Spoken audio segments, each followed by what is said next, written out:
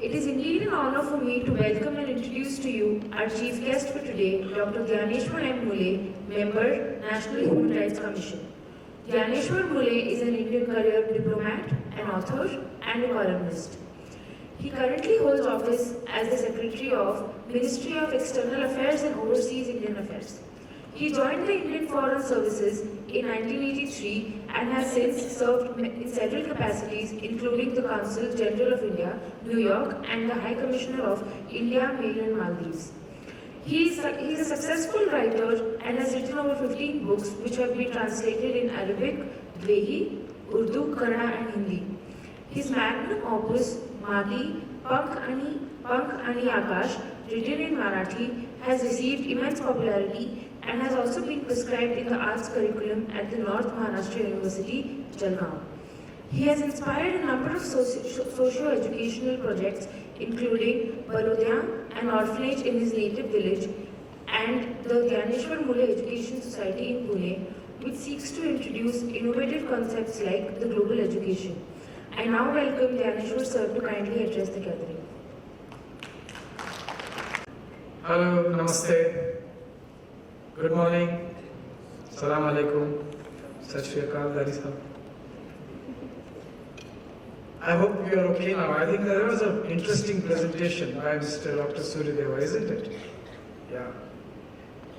Our dear host, Professor Dr. Sarfraz Ahmed Khan, the very distinguished guests of honor, Professor Dr. Afzal Wani, Dr. Suryadeva, Mr. Venkateswarlu, Mr. Manik Chakravarti, and Dr. Sukhvinder Singh Dari.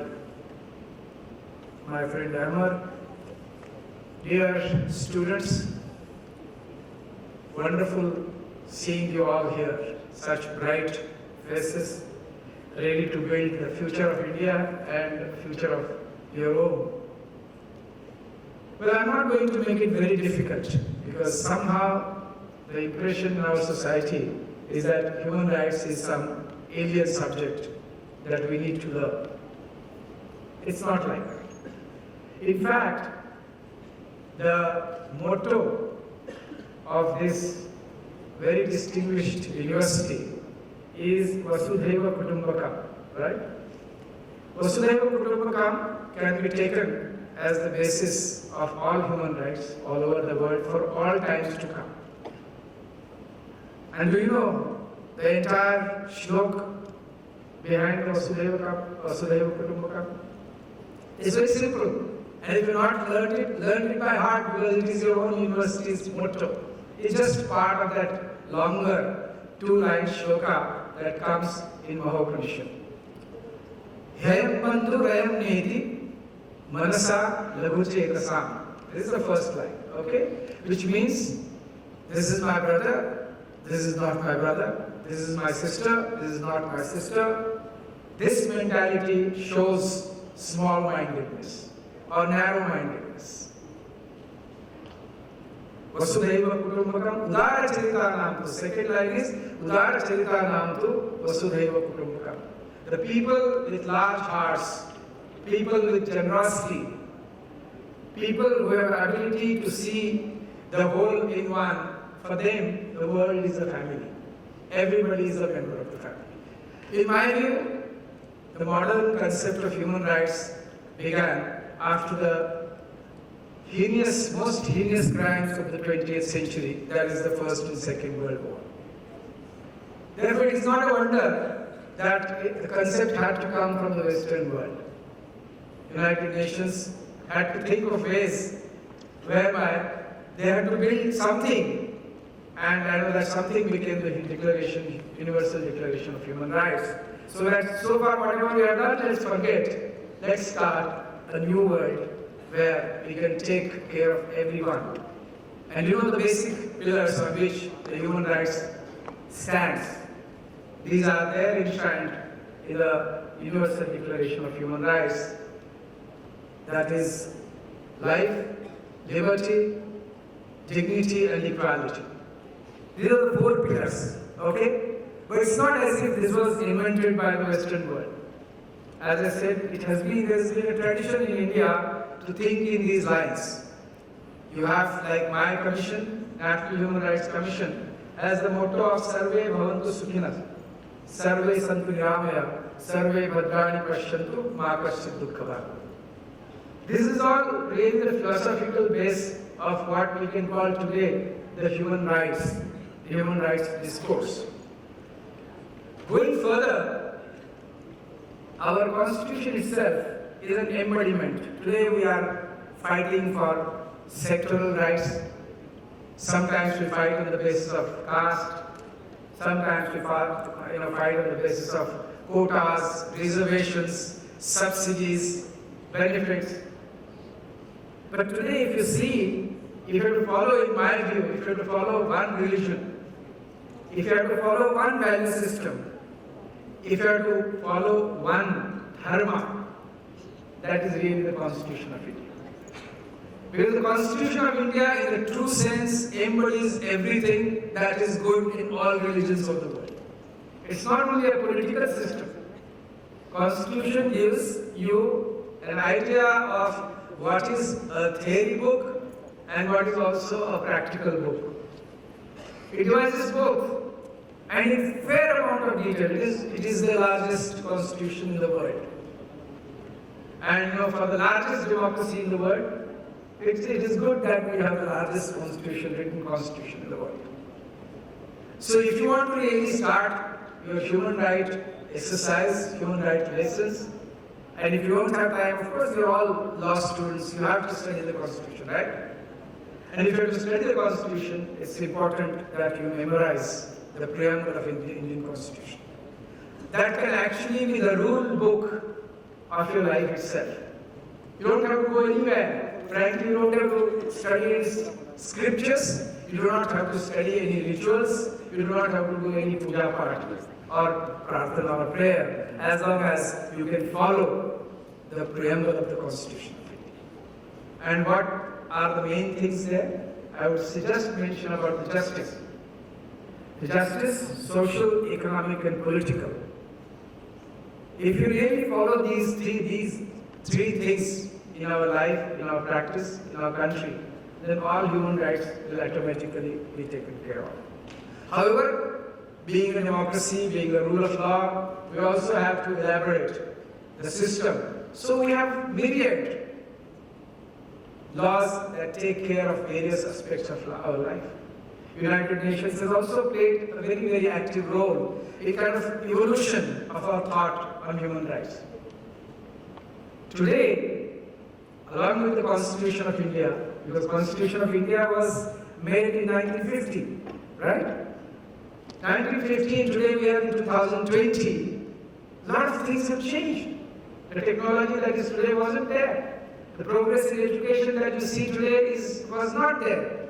We did not think that something like artificial intelligence or these kind of advanced technologies, whether it is space or nuclear technologies, these would really play such an important role and including somehow in our life.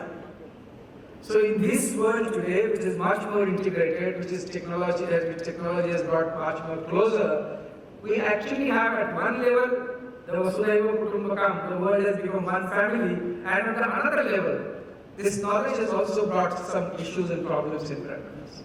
Now, to reconcile this, how to reconcile these two? In my view, to reconcile this, you take the Constitution of India as a basic document and you go to the SDGs, which are 17, as our day-to-day agenda in our life. But the SDGs need not be seen in any way not in harmony with our Constitution. SDGs have to be seen that in a sense it provides us an international document, but also all our national aspirations actually get reflected in the SDGs. That is how we have to really see at SDGs. If you really see, have you seen SDGs? The Sustainable Development Goals of the United Nations, have you seen them? You can say it loudly if you have done it. If not, then you can say we haven't seen. It would be very sad actually if you're not seen or if you're not heard about it. And if not, please go ahead. In fact, you can see it right now because all of you have access to internet. So the SDGs essentially take care of, in fact, of the human rights aspect also, because it talks about poverty, it talks about health, it talks about education, it talks about environment, it talks about every important aspect. It talks about business also, it talks about peace, justice, and institutional building, or strong institutions also.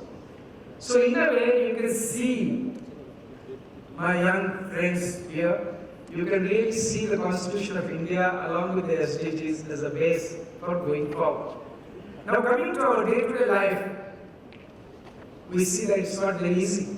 Frankly, one speaker here said that you are very lucky to be studying in this institution, because obviously the fees could not be very reasonable to study in such a prestigious institution. Not everybody can afford this kind of education, this kind of luxury maybe of education. Large number of people automatically, because right from the beginning, in India, large number of people, large number of children die in the first 24 hours. Large number of children also die in the first year, and these are the some of the highest numbers in the world. Similarly, whether it is diabetes, whether it is TB, we still are at a very low end of the pyramid, where we have large number of people who are suffering from this.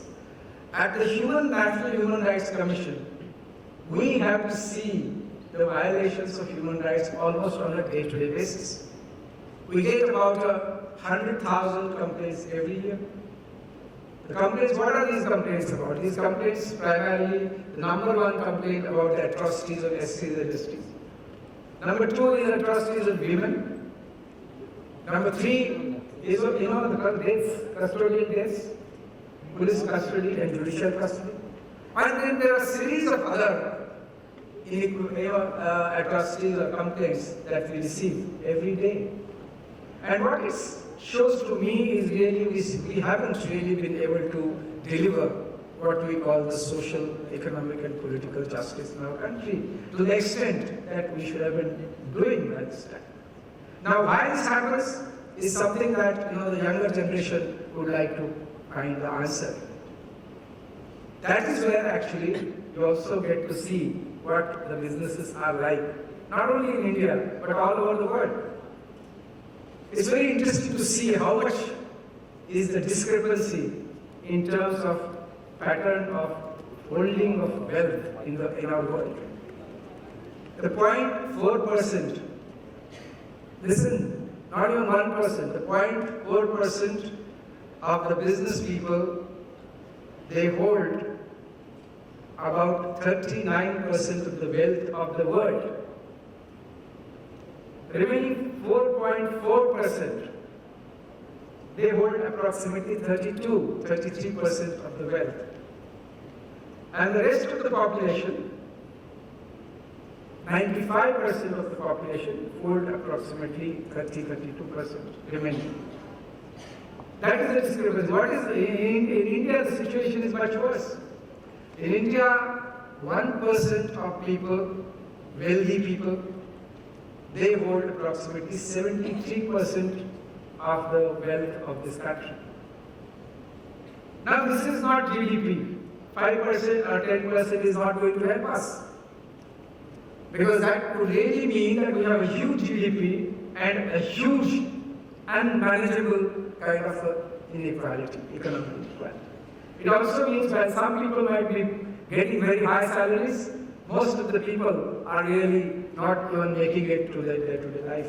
You can't earn their meals a day. Now this is something that has to change, and I must say that despite our economic liberalization, despite our economic reforms, the inequality or the gap between the poor and rich is not being lowered, it is increasing. And this is a very, very, I would say, dangerous situation, where you'll have, and added to this will be challenges what Dr. Suryadeva mentioned just now, that in the coming 15 to 20 years, the entire structure of labor market will change. You will not require the entire class of drivers that you have today. And all over the world, you have millions of people, including in India, you have lakhs and lakhs of people who are working as drivers. They are truck drivers, they are lorry drivers, they are car drivers, they are bus drivers. Imagine a situation just in 10 years that none of them might have the jobs. At least that threat is there. How it works out, how governments cope with this challenge is a different matter, but this is a fact. You also may be happy to know that perhaps classroom may not exist and professors must worry about their jobs. Because in India, we have lots and lots of people are employed in the education sector. It's a big business, as someone said. Yeah. Because everything that you want to know, and forget about the fake news and deep fake news, the fake information. You will have many sources of reliable information in future. Every information that is put, there will be a mechanism perhaps to validate it. So we won't require professors, and you will be able to access from people who are experts all over the world any time of the day and night. They will be at your fingertips. You will say, who are the human rights experts in the University of Columbia? And you'll get their names. You'll also get the information when they are available. What is their specialization? Do they specialize in children's rights? Do they specialize in women's rights? Do they specialize in industrial workers' rights? What are their areas of specialization? Do they specialize in advanced technologies? You will get that at fingertips. Similar thing will happen to perhaps doctors. Doctors will perhaps be no more required because surgeries might go fully automatic. Doctors throughout the world may be available to you at your fingertips for advice. You may be able to carry your own health device on you, just as you carry today the iPhone or Samsung or cell phone, and it will record everything from your blood pressure to your health of your internal organs. So why would you require to go to a doctor to check your BP? Today, of course, you can buy a BP machine for 1,000 rupees in the market. It's available in all chemist shops. You can check your own blood level. But even these things will also become far more easier than you think it is today. And unimaginable, or things beyond our imagination are going to take place. Are we prepared? Now coming to the businesses are going to really profit from all these developments. Because we may not know, we may not understand. Just let's take the example of Bill Gates. His own turnover income is more than GDP of 122 countries. The turnover of Walmart is more than GDP of 170 countries. So, where are we? Countries' GDPs are far less than many of the GDPs of the corporates. So, who will dictate the terms? Will the governments really have the kind of say that you see today? Obviously not. That process in India also, you see that process. Certain business houses are growing at a pace which is unimaginable anywhere in the world if there were fair practices. It's happening in states where political patronage is helping. Now this all comes under unfair practices, and it directly or indirectly has repercussions for human rights. Any inequalities, any unjust practices and processes, procedures, they have direct or indirect impact on our societal welfare. Now, question is, how do we, take a view? Somebody has mentioned about the Bhopal tragedy. There has been this, in South India also, we have recently Tuticorin example. There are any number, and Satya, our friend from Hong Kong, he also mentioned about the river in his village. Exactly, I was going to say that. The river in which I used to play as a child is no more available to me today because it's so dirty, so polluted. And it's been polluted for a long time. People have, created a movement, they are fighting, they take protests, but still it is the same. And don't think that businesses are away from you. You are part of the business networks in the world. As consumers of Twitter, as consumers of Facebook, as consumers of Instagram, you're all part of that business network right now. So it is you who is being exploited right now. And tomorrow, What do you want to be? How many of you want to be entrepreneurs? How many of you want to be lawyers? How many of you want to be engineers? And how many of you will be working in these multinational companies? Most of you, I find that young Indians, they have a dream of going to America and working for the so-called big companies. Wherever I go throughout the country, I have found this. They take education here and they fly away. Almost 100,000 Indian students go to United States alone every year. And if you think that at any given point of time, there are 300,000, 400,000 Indian students in United States alone, forget about UK, forget about Australia, then you're talking that $5 to $7 billion of hard-earned money of the middle income families in India is being exported for their children's education to the United States of America.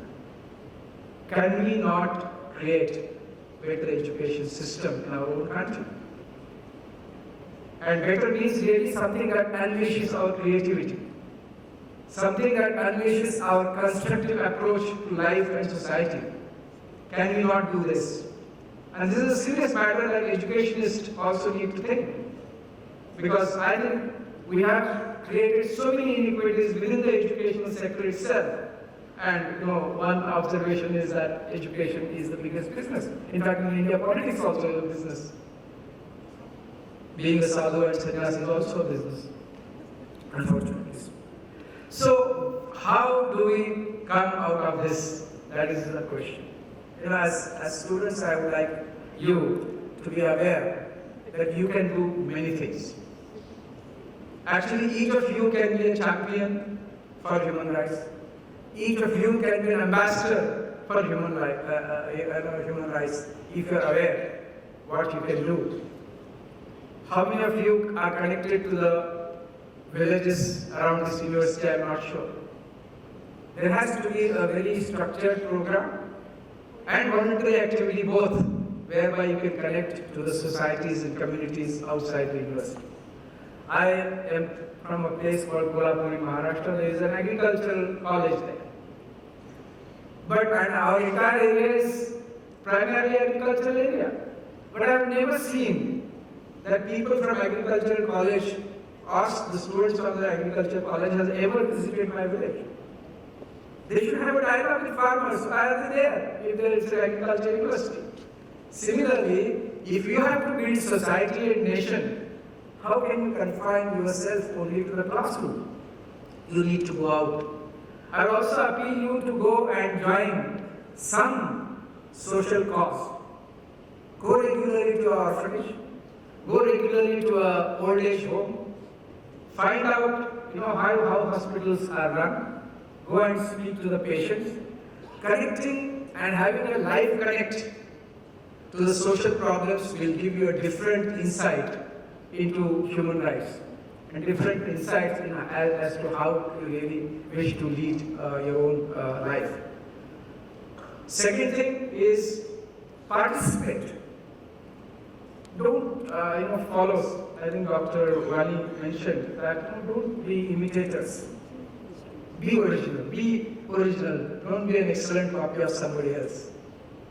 And that is really very, very important. And it can happen only if you are not following the herd mentality. You need to really go ahead. And I would also say that connect with the National Human Rights Commission.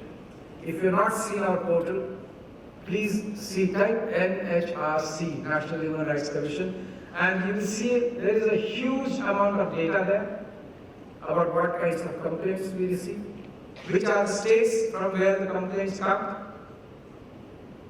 what is the various categories of complaints that we receive, and how the Human Rights Commission is approaching with each complaint. Because every proceeding that we do is there transparently on our website. You also will know which are the states where the atrocities are more, which are the states where the atrocities are not there, and that also you will get a picture. Total number of atrocities you will get year-wise, what the Commission has done in terms of action taken, recommendations made, compensations declared, those figures also you will get. Because this is very important. One of the reasons we have difficulties because we don't trust our systems, our institutions anymore. Meaning, the governance and the governed, there is no connect. If this has to be brought, there has to be trust has to be developed. You will see that most of the developed countries today in the world are the ones where the trust between the government and the people is very high. Wherever the trust is poor, the countries have remained poor. And we need to perhaps do a lot of work in building these bridges between the government and the people, and I hope you yourself can actually help in this process. I think we have really exhausted our time. Finally, I would like to say that do internships with us. Our commission has a lot of research project avenues. Bring us research projects which can be done jointly. We also organize a lot of outreach program. We hold camps and open hearings in different places of our country. Only last week we had one in Chhattisgarh for the first time after the state was created. We also have excellent library in our an excellent publication wing. We bring out regularly many publications based on various, we also have annual journals, both in Hindi and English. And interestingly, Commission accepts complaints in any Indian language. That's also something that I would like to mention. And Commission accepts complaints by fax, email, online portal, or simple postcard if you can't afford email, or if you are not able to send it through the cell phone, etc., etc. So this is where we are. Finally, I would like to say that let us build a new India based on strong human rights. Let's make our businesses more accountable. There has been a lot of progress made. We have to go beyond the CSR that has been said absolutely rightly. And I think maybe once again, Surya Deva mentioned about the trusteeship concept of Gandhi. Maybe once again we need to re-examine whether that could be really valid to our current those problems that we are facing because of aggressive marketing and aggressive consumerism, of which all of us are directly and indirectly victims. I'm very happy that you have invited Mr. Venkateshwarlu because this is very important. I would actually have liked to see lots of business people in the audience because this particular seminar is more relevant to the business people than people sitting here along with the students. So there has to be more collaborative effort between national institutions, universities, and the public at large, including the civil society. And Chamber of Commerce can play a very prominent. We have in the Commission a special core group which is devoted to business and human rights, business, environment, and human rights. And the FICCI and CII and others are also member of that commission. We have had 2 meetings in the last 2 years, and we will be continuing our efforts to further streamline our thinking on the subject and how really work closely with all the stakeholders, including Ministry of Corporate Affairs. With these words, I wish you all the best. In Rigveda, it is said that Ano Bhadraha Krutavo Yantu Vishwata, which means let noble thoughts come to us from all over the universe. Not this country or that country, not this religion or that religion, but from all over the universe. So let noble thoughts come to us, and let's also get the power to implement those noble thoughts in our day-to-day practice. Thank you very much. Jai Hind.